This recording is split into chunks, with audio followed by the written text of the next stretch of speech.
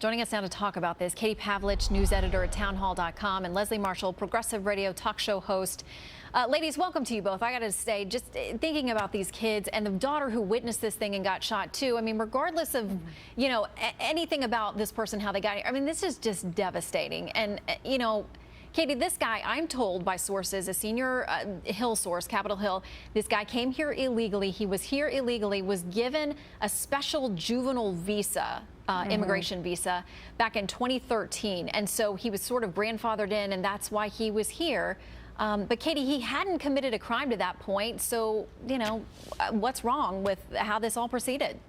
Well, the first thing I want to point out is that the White House and open border activists often argue that they don't want to tear families apart by deporting their family members even after they've committed crimes. But here we are with another case of an American family whose family has been ripped apart permanently as a result of bad illegal immigration policies. And when it comes to this guy and his criminal record, look, this is a direct result of the United States of America not enforcing entering the country illegally as a crime. The authorities in this case say they couldn't deport him because of the circumstances, because he only had a burglary charge instead of a conviction, and of course he had a pass from the Obama administration. But the fact is, entering the country illegally is a deportable offense. And so if we treated everyone equally under the law, we probably wouldn't be under this situation today.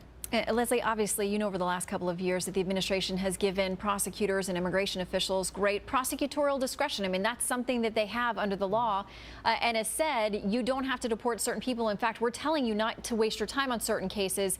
You don't really even have a right to deport. I mean, ICE agents have sued the administration over those policies, but that's where we stand. Is this, Leslie, what we end up with?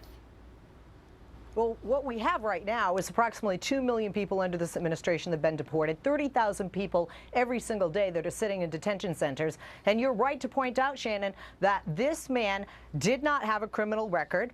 And I think that all of us would agree that none of us, this administration, regardless of the ideology of any administration, has a crystal ball and is clairvoyant. The majority, overwhelming majority of the more than 11 million illegal immigrants here are not violent criminals. This man was not a violent criminal. It's terrible when any tragedy like this happens, whether a person's a citizen or not.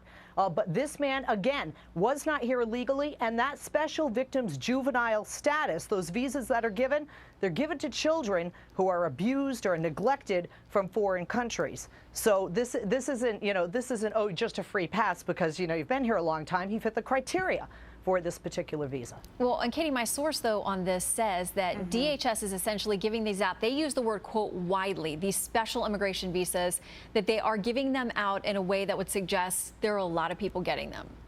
Well, and this is the problem, is they're giving them out without actually looking into the backgrounds of who these people are. And sure, Deniz maybe didn't have a violent criminal record, but he had a criminal record because he was in this country illegally, and that is, in fact, a crime. And let's not forget that the Obama administration is not only giving out these juvenile visas to people who they haven't vetted necessarily, but they're also releasing tens of thousands of violent criminals with convictions of homicide and rape onto the streets of America. And to say that, well, we don't have a crystal ball and we don't know what's going to happen, why are we even allowing people who aren't allowed to be here in the first place, who have broken our laws as their first move inside the United States, to stay here at all? Well, and Leslie, we do know, as Katie pointed out, I mean, there's factual evidence to support that there have been people who have committed significant crimes that have been released, even though they are here illegally, back onto the streets. Well, there's no question that we have an immigration problem, and this is something the president has been saying, and that's why so many people, left and right, have been pushing for immigration reform, which would include securing our borders more so, having more Border Patrol agents, having financing for that, better trading, aerial drones, things that they're doing, as Rudy Giuliani had mentioned, on the border in Colombia that's been very successful. But if we look at, what do we propose here? Are we supposed to deport every single person who was arrested? And this person, remember, until he committed this crime, did have this visa and is under the current status technically here allowably legally with this visa. And if you're saying Pryor, Katie, I hear you, I agree with you, you are breaking law if you enter this country illegally, but we do not have the physical means, the financial means. It is not a reality that every single person that is in those detention centers or in this country now illegally can be deported. We all know that. That's not realistic. To put these people back on the streets. We have to leave it there. We can prevent. We have to leave it there. But remember, as soon as he got that special visa, he then had legal permanent resident status. and that really changes the game on a lot of things. Katie, Leslie, thank you both for this important debate tonight. Thank you, Shannon.